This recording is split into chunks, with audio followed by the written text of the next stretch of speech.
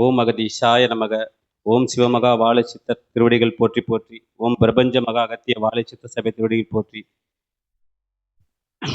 ஐயனே, செங்கல்பட்டு சற்சங்கத்தில் கண்ட காட்சி எனக்கு நீங்கள் அளித்த காட்சி. அதுவும் நான் கனவா நித்திரையில் கண்ட காட்சியும் உங்கள் காரடியில் சித்தன் சமர்ப்பிக்கிறேன். ஓம் அகதீஷாய நமக.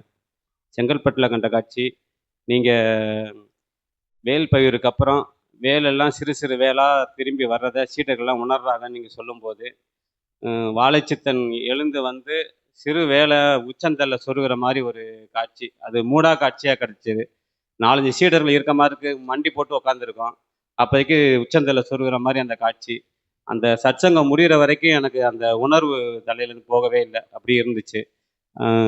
2வது காட்சி என்னென்னா, நீங்கள் சபையில் சொல்லும்போது சபையில் செய்கிற அபிஷேகம் எல்லாமே சித்தன் வந்து சித்தனுக்கே செஞ்சுக்கிறது அப்படின்னு சொன்ன அந்த இதில் சொல்லும்போது, இங்கே உள்ள சிவலிங்கம் இருக்க இருக்க அப்படி பெருசாக பிரம்மாண்டமாக வளர்ற மாதிரி ஒரு காட்சி. இது ஒரு 2 மூடா காட்சியாக கண்டேன். அடுத்து இன்னொரு காட்சி நித்திரையில் கண்ட காட்சி. என் தந்தையார் இறந்து எப்படியும் ஒரு சிவனடி சேர்ந்து 20 வருஷத்துக்கு மேலே ஆகுது. ஆனால் இது வரைக்கும் எனக்கு அவர் கனவுல வந்ததில்லை. ஆனால் அவர் எனக்கு கனவுல வந்து எங்கள் அண்ணன் என்னை மூத்தவர் நாராயணன் அவர் பேர். 3 பேரும் வர்ற மாதிரி இருக்குது. வரும்போது ஒரு சர்ப்பம் ஒன்று குறுக்கு நெடுக்குமா போகுது.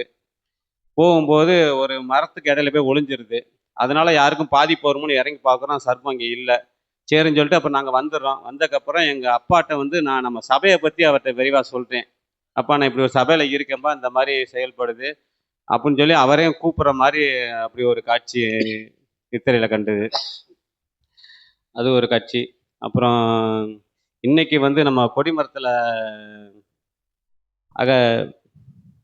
அகத்தீஷா நம்ம சொல்லிக்கிட்டு இருக்கும்போது விஸ்வரூப காட்சியாக வாழைச்சித்தனை பார்த்து பின்னாடி தாமரை மொட்டு மலர்ற மாதிரி, இப்போ இதுக்கு சக்கரத்துக்கு பதிலாக தாமரை மொட்டு மலர்ற மாதிரி ஒரு காட்சி. இந்த 3 காட்சி கண்டேன். இன்னும் காட்சியை கண்டேன், அது சரியாக ஞாபகம் இல்லை.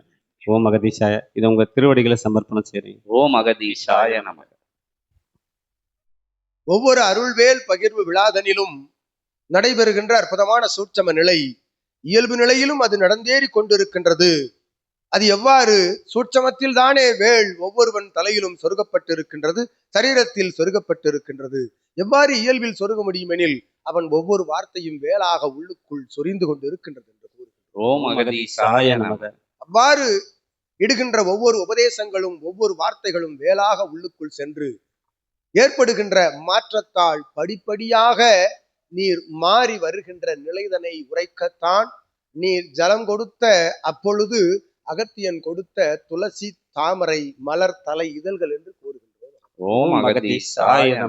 அதனை கைகளில் வைத்திருக்கின்ற பொழுது எத்துணை நேரம் வைத்திருக்க முடியும்? அது படிப்படியாக உதிரத்தானே செய்யும். காலங்கள் செல்ல செல்ல அது கருகி உதிர்ந்து விடும் அல்லவா? அதுபோன்று உள்ளுக்குள் இருக்கின்ற மாற்று நிலைகள் எல்லாம் படிப்படியாக கருகி உதிர்கின்ற காலங்கள் விரைந்தோடி நடந்து கொண்டிருக்கின்றது என்பதனை உரைப்பதற்கு, அதனை உணர்த்துவதற்கும் அதனை வழங்கினோம். மாற்றம் நிச்சயமாக ஒவ்வொருவனுக்குள்ளும் நடந்தேற வேண்டும். நடந்து கொண்டிருக்கின்றது. அகத்தியன் உற்று நோக்கி கொண்டிருக்கின்றோம். கண்களின் தோற்ற மாற்றங்களை வைத்து அகத்தியன் நிச்சயமாக கண்டுகொள்வோம். ஒருவன் எத்தகைய சரண் நிலை கொண்டிருக்கின்றான் என்பது அவன் கண்களிலிருந்து வருகின்ற சரணாகதி ஒளியிலிருந்து அகத்தியன் கண்டுகொள்வோம். அவ்வாறு மாறி வருகின்ற சூழல்தனில் உன் ஆன்மா சபை பற்றி உரையாட துவங்கிவிட்டது என்று கூறுகின்றோம். அதனால் தான் உன்னை விட்டு பிரிந்து எங்கு இருக்கின்றாரோ, ஆன்ம நிலை எத்தகைய ஆன்ம நிலையில் இருக்கின்றதோ, உன்னுடைய தந்தையாரை சென்று உன் ஆன்மா சபை நோக்கி அழைத்திருக்கின்றது என்று கூறுகின்றோம். விரைவாக வாசி பெருநாள் கடந்து வந்து நிற்பார். அத்தகைய ஆன்மா நிற்கும். நற்கதி மோட்சகதி சித்தன் கரங்களால் வழங்கப்பெறும் சுபிட்சமாக என்ற அகத்தியன் வாழ்த்தாசி வழங்கும். அற்புத நிலை கொண்டு கண்ட சர்ப்பம் ஓடிவிட்டது, கண்களில் தெரிவதில்லை. அத்தகைய சர்ப்பம் எங்கு சென்று இருக்கின்றது எனில் நீர் கண்ட காட்சியினுடைய அர்த்த நிலை சர்ப்பமாக உள்ளுக்குள் இருக்கின்றது என்று அகத்தியன். அது என்ன சர்ப்பமாக இருக்கும் எனில் அது போக போக படிப்படியாக அறிந்து கொள்வாய் என்று.